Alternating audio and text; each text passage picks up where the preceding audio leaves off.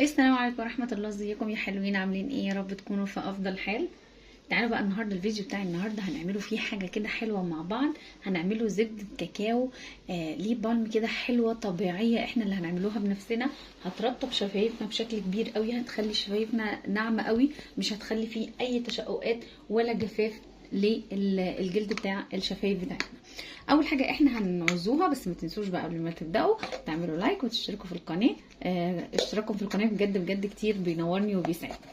اول حاجه احنا عايزين حاجه زي كده تكون نظيفه قوي، تكون متعقمه. دي انا غسلاها كويس جدا ومعقماها، وبعدين يلا بقى هنبدا نشتغل فيها على طول. اول حاجه احنا عايزينها، اول حاجه بقى زي ما قلت لكم اهيت، احنا عايزين زيت جوز هند. عشان تعرفوا ان هو زيت جوز هند حلو، هاتوه يكون مكتوب عليه زيت جوز هند بكر ممتاز، ده بيكون كويس جدا. وفي نفس الوقت بتعرفوا ان هي كويسه، ان هي في الشتاء بتبقى متجمده بالشكل دوت اللي انتوا شايفينه، انما في الصيف بتلاقوها سايحه. دي كانت سايحه خالص يعني، لكن في الشتاء بتتجمد. كل اللي انا هعوز منه معلقه كده محترمه، هحطها في العلبه اللي احنا هنشتغل فيها. عايزه اقول لكم بقى على حاجه يا بنتي حلوين، ان الليب بالم ديت او اللي احنا هنعملوها دي بجد بجد هتبقى حاجه خطيره جدا وهتعجبكم قوي. لان اول حاجه احنا استخدمناها زيت جوز الهند. زيت جوز الهند يعني بيرطب الشفايف كويس جدا، وهو مضاد للالتهابات والبكتيريا، فده حلو قوي لشفايفنا. وكمان يعني انت ممكن اصلا من غير ما تعملي ليب بالم، انت ممكن تاخدي حته صغيره وتحطيها كده على شفايفك، حلوه جدا بترطب كويس قوي. او ممكن تحطيها عارفه على الاقراص القطنيه اللي احنا بنمسحوا بيها المكياج، هتحطيها عليها وكل يوم بالليل كده تمسحي بيها على شفايفك، كويسه جدا. وكمان بتدي لمعه حلوه قوي للشفايف وبتزود من نعومه الجلد. دي اول حاجه احنا كنا هنستخدمها. تاني حاجه بقى معانا هنستخدمه زبده الشيا.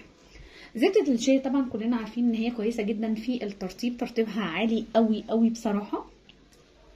هي راحت فين؟ قولوا لي بقى انتوا بتتفرجوا عليا من اي بلد؟ بتساعدني بصراحة الكومنتات بتاعتكم، يعني في كومنتات بتبقى بسيطة قوي وصغيرة قوي، بس بجد بجد بتفرحني. ولو في اي تعليق برضو مش حلو، يعني انتقادات ليا، انا بحبها. انا كل دوت على فكرة بتكلم لاني بحاول افتح دي، مش عارفة افتحها اهي. بصوا زبدة الشيا يا جماعه، لما دايما تجيبوها هاتوها الصفراء. الصفراء بتبقى ممتازه ممتازه ممتازه. احنا برضو هناخده معلقه كده اهي، شايفينها، وهنحطوها على اللي هو زيت جوز الهند. عايزه اقول لكم ان زبده الشيا دي بتعمل حاجه مهمه واحنا كلنا محتاجينها. ايه الحاجه المهمه اللي هي بتعملها؟ انها بتحمي الشفايف من اشعه الشمس، وفي نفس الوقت بتحميها من الطقس البارد الجاف. يعني حلوه قوي معانا في الصيف، وحلوه برضو معانا قوي في الشتاء. هنيجي بعد كده اللي احنا محتاجينه، محتاجين فازلين. طبعا الفازلين كلنا عارفين ان هو ما يقلش ترطيب عن الحاجات اللي احنا بنحطوها ديت. الفازلين ترطيبه عالي جدا، وكمان بيحبس الرطوبه داخل الجلد، وبيهدي الشفايف لو كانت الشفايف بتاعتنا متشققه او جافه. برضو هناخده معلقه. ثواني بس انزل الحاجات دي الاول منها. يعني هتبقى ليب بالم، يعني عايزه اقول لكم هتحطوها كده في علب صغيره هوريكم، وهتحتفظوا بيها بجد بجد. كل ما هتخلص مش هتحتاجوا ان انتوا تجيبوا خالص ليب بالم، وانتوا اللي هتعملوها بنفسكم. اهو اخدنا برضو معلقه كده كويسه. ادي كده اهو، ادي 3 حاجات، 3 مكونات يعني لوحدهم حاجه خطيره قوي بصراحه يعني. طيب ايه اللي هنعمله بقى كمان دلوقتي؟ والمكون بقى اللي معانا بعد كده اللي هو الشمع يا جماعه، الشمع العادي خالص، دي شمعة عاديه جدا. انتوا ساعات بتجيبوا كريمات وتقروا عليها ان هي داخل فيها الشمع، داخل فيها الشمع. فالشمع ديت من الحاجات المرطبه الكويسه جدا. انا هاخد يعني اقل من النص. طبعا هبشرها، شايفين المبشره الصغنطوطه دي؟ انا عايزه كده لانها عايزاها بشر ناعم صغير جدا اهي. بصوا شايفينها بتنزل ازاي؟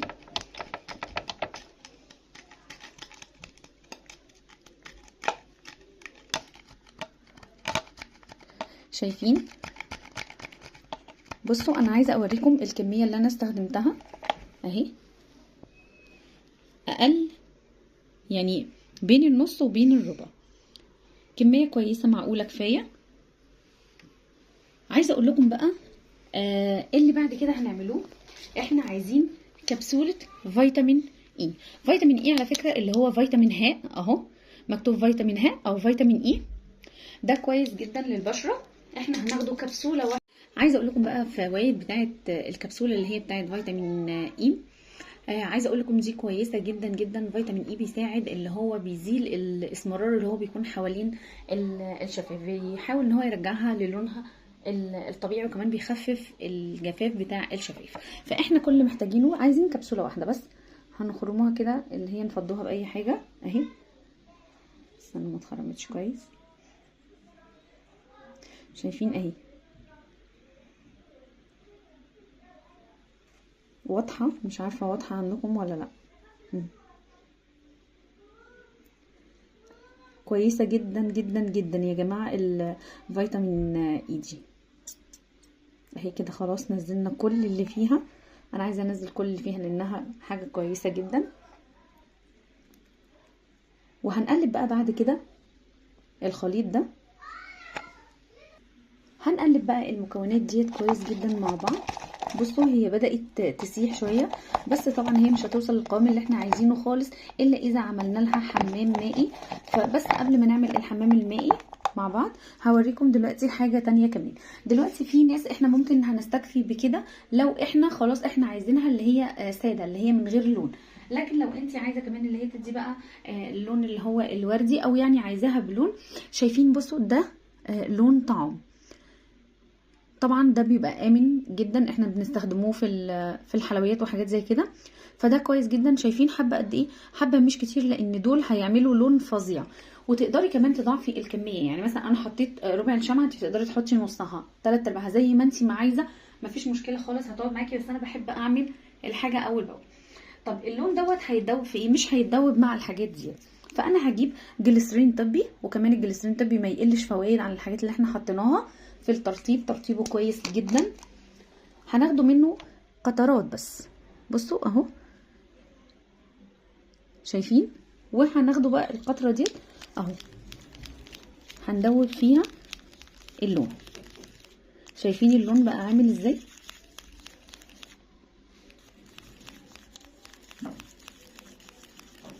اللون بقى خطير.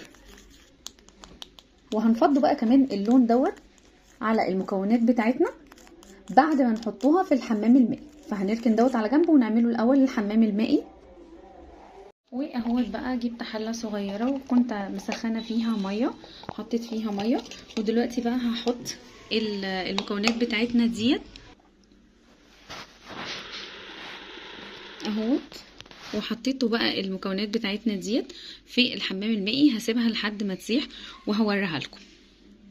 عايزه اقول لكم بقى هي دوت القوام اللي انا محتاجاه. على فكره انا غيرت اللي هي العلبه او البرطمان دوت، لان التاني خفت ان هو يسيح بصراحه، فحطيتها في حاجه ازاز. شايفينه؟ شايفين القوام بتاعها عامل ازاي؟ يعني تحفه تحفه تحفه يا بنات، بجد هتدعولي على الوصفه دي. وهنيجي بقى دلوقتي اللي هو دور اللي هو الماء اللون بتاع الطعام دوت، احنا هنفضوه برده فيها وهنفضلوا بقى نقلبه. هو هينزل كده قطرات بالراحه.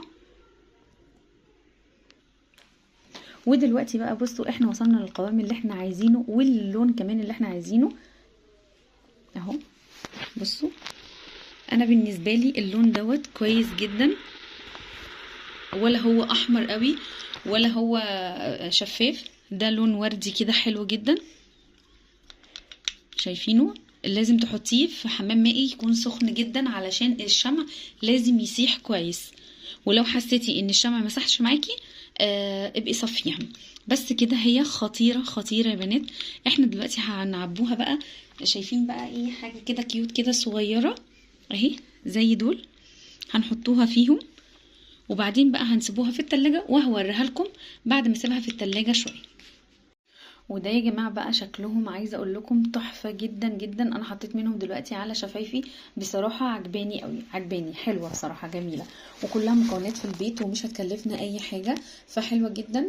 دي انا ما كملتش بصراحه، والمفروض مثلا تحطيها يعني من نص ساعه لساعه الا ربع حسب ما تجمد. احنا كمان الجو ساقعه فهتجمد معاكي بسرعه. انا حطيتها بس ربع ساعه علشان اوريها لكم. حلوه قوي، حطيتها على شفايفي طريه جدا، ملهاش اي طعم خالص. واللون عايزه اوريكم بس صوابعي. بصوا يعني شايفين صوابعي حمرا ازاي؟ انا بنقطه لون بس صغيره خلت صوابعي محمره. فانتوا كمان يعني اقل نقط هتدي لون حلو جدا. اتمنى بقى ان الوصفه تكون عجبتكم. متنسوش تعملوا لايك وتستنوني في فيديو جديد وتشتركوا في القناه.